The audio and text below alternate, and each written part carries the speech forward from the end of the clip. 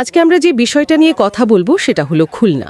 সেখানকার আইন শৃঙ্খলা পরিস্থিতি নিয়ে বেশ কিছু উদ্বেগজনক খবর আসছে।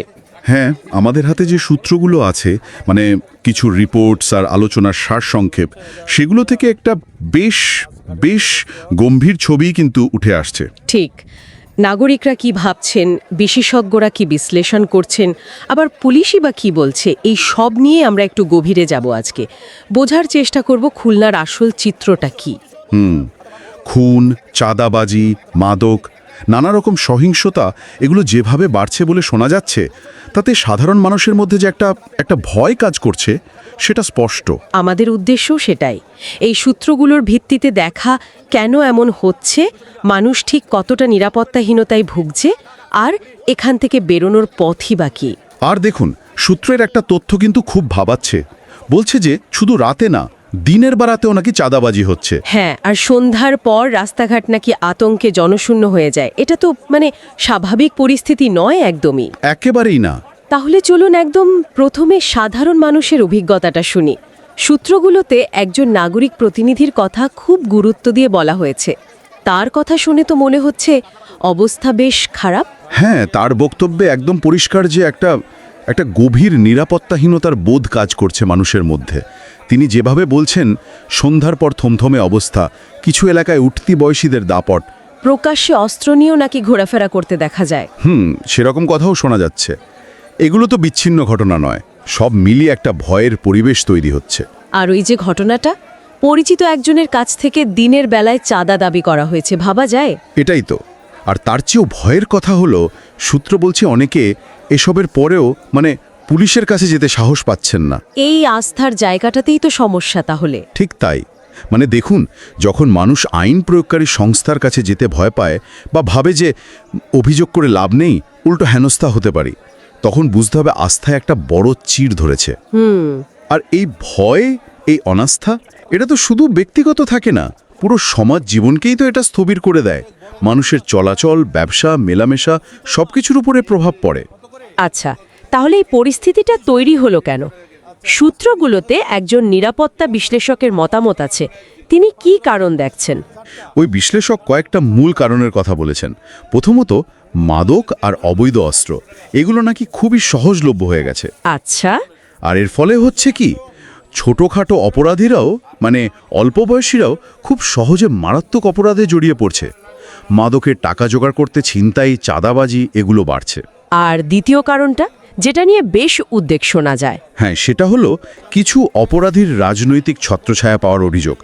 এখন এটা কতটা সত্যি সেটা ভিন্ন ব্যাস, কিন্তু এই অভিযোগের ফলে যা হয়, অপরাধীরা বেপরোয়া হয়ে ওঠে। আর সূত্র বলছে এর জন্য নাকি পুলিশের পক্ষেও অনেক সময় আইন অনুযায়ী ব্যবস্থা নেওয়া কঠিন হয়ে পড়ে। তৃতীয় আরেকটা কারণের কথাও তো বলছিলেন, বিচার প্রক্রিয়া নিয়ে। হ্যাঁ, মামলার তদন্তের দীর্ঘসূত্রিতা, তদন্ত শেষ হতেই অনেক সময় লেগে যায়। আবার অভিযুক্তরা দেখা যায় সহজেই জামিন পেয়ে যাচ্ছে, এবং বাইরে এসে আবার একই কাজ করছে। একদম। এই চক্রটা ভাঙা খুব কঠিন হয়ে পড়ছে। এটা অপরাধ নিয়ন্ত্রণে একটা বিরাট বাধা। এছাড়া পুলিশের সক্ষমতা বা ওই যে কমিউনিটি পুলিশিং, সেগুলোর কার্যকারিতা নিয়ে কিছু বলা হয়েছে? হ্যাঁ, বিশ্লেষক সেদিকেও আঙুল তুলেছেন। কিছু এলাকায় হয়তো পুলিশের টহল কম বা লোকবলের অভাব আছে, আর কমিউনিটি পুলিশিং বা বিট পুলিশিং এগুলো যতটা কার্যকর হওয়ার কথা ততটা হয়তো হচ্ছে না। কাগজে কলমে আছে, কিন্তু বাস্তবে সক্রিয়তা কম। এই কারণগুলো তো প্রত্যেকটাই গুরুত্বপূর্ণ। এগুলো কি একটার সাথে আরেকটা সম্পর্কিত? একটা আরেকটাকে উস্কে দেয়? অবশ্যই সম্পর্কিত, বিচ্ছিন্ন ভাবলে ভুল হবে। সূত্র থেকে পাওয়া বিশ্লেষণও সেটাই বলছে। যেমন ধরুন, ওই যে রাজনৈতিক প্রভাবের কথা বললাম, সেটা যদি সত্যি হয়, তাহলে তো সেটা শুধু পুলিশের স্বাধীনতায় বাধা দেয় না, তদন্ত বা বিচারকেও প্রভাবিত করতে পারে।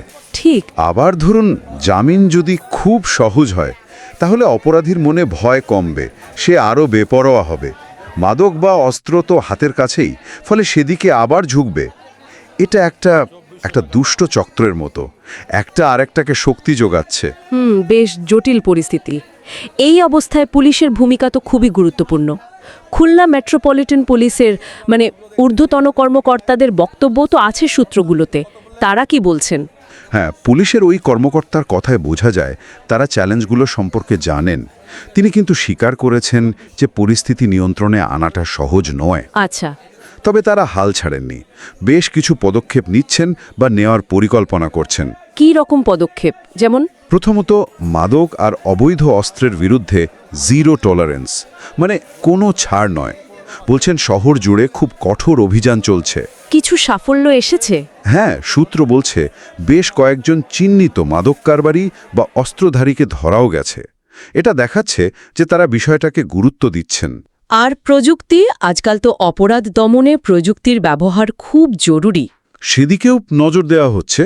যেমন গুরুত্বপূর্ণ জায়গাগুলোতে ভালো মানের সিসিটিভি ক্যামেরা বসানো হচ্ছে, সংখ্যাও বাড়ানো হচ্ছে। আচ্ছা। সাইবার ক্রাইম নিয়েও তারা কাজ করছেন। মনিটরিং ইউনিটকে আরও শক্তিশালী করা হচ্ছে, মানে ডিজিটাল মাধ্যমে যেসব অপরাধ হয় সেগুলোর দিকেও নজর রাখা হচ্ছে। আর ওই যে কমিউনিটি পুলিশিংয়ের দুর্বলতার কথা বলছিলেন নাগরিক প্রতিনিধি, সেটার জন্য পুলিশ কি ভাবছে? পুলিশ কর্মকর্তা বলছেন ওটাকেও তারা গুরুত্ব দিচ্ছেন। মানে প্রতিটি ওয়ার্ডে, মহল্লায় কমিউনিটি পুলিশিং আর বিট পুলিশিংকে আরও সক্রিয় করার চেষ্টা চলছে। উদ্দেশ্যটা কি?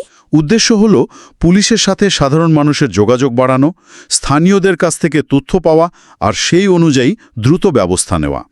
এই বিট পুলিশিং ব্যাপারটা অনেকটা পাড়ায় পাড়ায় পুলিশের উপস্থিতি বাড়ানো আর কি। বুঝলাম। আর তদন্ত বা জামিনের যে সমস্যাগুলো বলছিলেন বিশ্লেষক, সেই ব্যাপারে পুলিশের অবস্থান কি? পুলিশ কর্মকর্তা বলছেন তদন্তে কোনো গাফিলতি সহ্য করা হবে না। চেষ্টা করা হচ্ছে খুব দ্রুত তদন্ত শেষ করে চার্জশিট দেওয়ার। আর শাস্তি? হ্যাঁ, অপরাধীদের যাতে দৃষ্টান্তমূলক শাস্তি হয় সেদিকেও নজর রাখা হচ্ছে বলে তিনি জানিয়েছেন।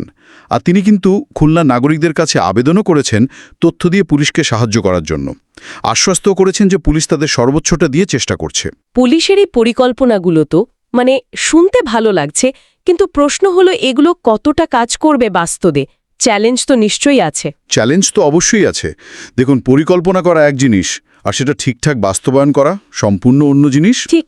যেমন ধরুন জিরো টলারেন্স নীতি, এটা বলতে যতটা সহজ, প্রয়োগ করতে গেলে অনেক বাধা আসতে পারে। রাজনৈতিক চাপ, সামাজিক চাপ, নানা কিছু। আবার সিসিটিভি লাগালেই তো হবে না, সেগুলো সচল রাখতে হবে, ফুটেজ দেখতে হবে, লোকবল লাগবে, সেই অনুযায়ী দ্রুত ব্যবস্থা নিতে হবে। আর কমিউনিটি পুলিশিং, ওটার সাফল্য কিসের উপর নির্ভর করে? ওটার সাফল্য তো নির্ভর করে পুলিশ আর জনগণের মধ্যে আস্থার সম্পর্কের ওপর। যে আস্থার অভাবের কথা আমরা শুরুতেই বলছিলাম, সেটা তো একদিনে তৈরিও হয়নি, একদিনে চলেও যাবে না। ঠিক। সম্পর্কটা গড়ে তুলতে পুলিশের দিক থেকেও চেষ্টা লাগবে, আবার নাগরিকদেরও এগিয়ে আসতে হবে। আর তদন্ত বা বিচার, সেখানে তো শুধু পুলিশ নয়, আদালত, অন্যান্য দস্তর, সবার একটা সমন্বিত ভূমিকা লাগে। তার মানে পুলিশের একার পক্ষে এই পরিস্থিতি পুরোপুরি সামাল দেওয়া কঠিন। বেশ কঠিন। তবে পুলিশের পক্ষ থেকে যে সহযোগিতার আহ্বান বা আশ্বস্ত করার চেষ্টা, সেটা হয়তো মানুষের মনে কিছুটা হলেও ইতিবাচক প্রভাব ফেলবে, আশা করা যায়। তাহলে বোঝা যাচ্ছে শুধু পুলিশি পদক্ষেপে হয়তো হবে না। নিরাপত্তা বিশ্লেষকও কি এরকমই কিছু বলছিলেন? আরও কিছু কি দরকার? হ্যাঁ, বিশ্লেষক ঠিক এই কথাটাই খুব জোর দিয়ে বলেছেন। তার মতে এটা শুধু পুলিশের সমস্যা নয়, এটা একটা সামাজিক সমস্যা। সমাধান করতে হলে সবাইকে একসাথে কাজ করতে হবে। সবাইকে কাদের ভূমিকার কথা বলছেন তিনি? প্রথমত, তিনি বলছেন একটা সামাজিক প্রতিরোধ গড়ে তোলার কথা।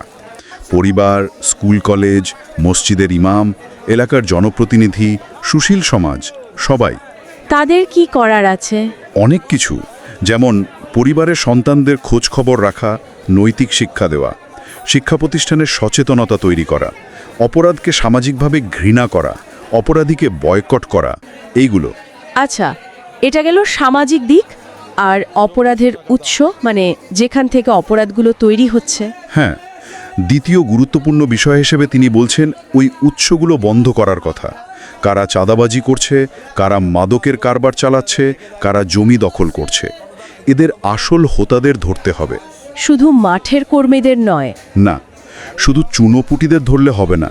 এই সিন্ডিকেটগুলোর আর্থিক জোটটা ভেঙে দিতে হবে, তাদের টাকার উৎস বন্ধ করতে হবে। বিশ্লেষক বলছেন এই অর্থনৈতিক ভিত্তিটা যদি দুর্বল করা না যায়, তাহলে শুধু ধরপাকড় করে লাভ হবে না। খুবই গুরুত্বপূর্ণ পয়েন্ট। আর রাজনৈতিক সদিচ্ছার যে বিষয়টা উঠেছিল, বিশ্লেষক সেটাকে একেবারে গোড়ার কথা বলছেন। মানে রাজনৈতিক দলগুলোর যদি সদিচ্ছা না থাকে তাহলে স্থায়ী উন্নতি প্রায় অসম্ভব।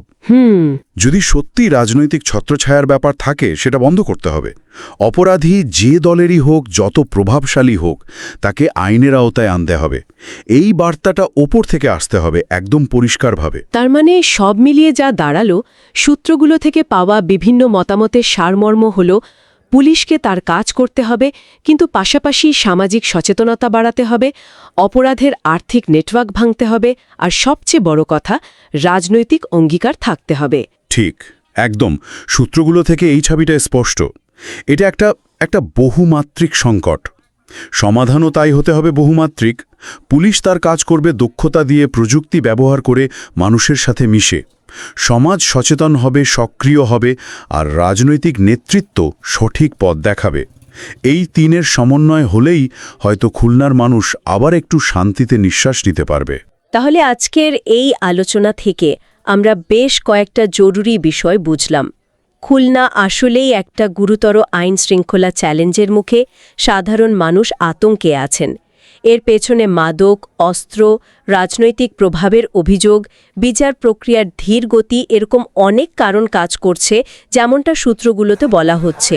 পুলিশ প্রশাসন চেষ্টা করছে, অভিযান চালাচ্ছে, প্রযুক্তি ব্যবহার করছে, কমিউনিটি পুলিশিং জোরদার করার কথা বলছে, কিন্তু যেটা সবচেয়ে গুরুত্বপূর্ণ বিষয় উঠে এসেছে সেটা হলো শুধু পুলিশি পদক্ষেপে এই সমস্যার মূল সমাধান হবে না। দরকার একটা বৃহত্তর সামাজিক জাগরণ, অপরাধের অর্থনৈতিক মেরুদণ্ড ভেঙে দেওয়া, আর অবশ্যই স্বচ্ছ এবং দৃঢ় রাজনৈতিক সদিচ্ছা। ঠিক। আর এই সূত্রগুলো থেকে একটা বিষয় কিন্তু আমাদের ভাবায়, মানে অপরাধ দমনের পাশাপাশি অপরাধের আর্থিক দিকটা নিয়ে যে জোর দেওয়া হয়েছে সেটা খুব ইন্টারেস্টিং। একটা প্রশ্ন মনে রেখে দেওয়া যায় হয়তো, যদি শুধু অপরাধী ধরা বা টহল বাড়ানোর বাইরে গিয়ে খুলনায় এই সংগঠিত অপরাধগুলোকে টিকিয়ে রাখার পেছনে যে অর্থনৈতিক কারণগুলো আছে, যে নেটওয়ার্কগুলো আছে, সেগুলোকে আরও টার্গেট করে নিষ্ক্রিয় করার ওপর বেশি জোর দেওয়া হয়, তাহলে পরিস্থিতির কি আরও দ্রুত বা আরও স্থায়ী পরিবর্তন আসতে পারে? এটা একটা গভীর চিন্তার বিষয়।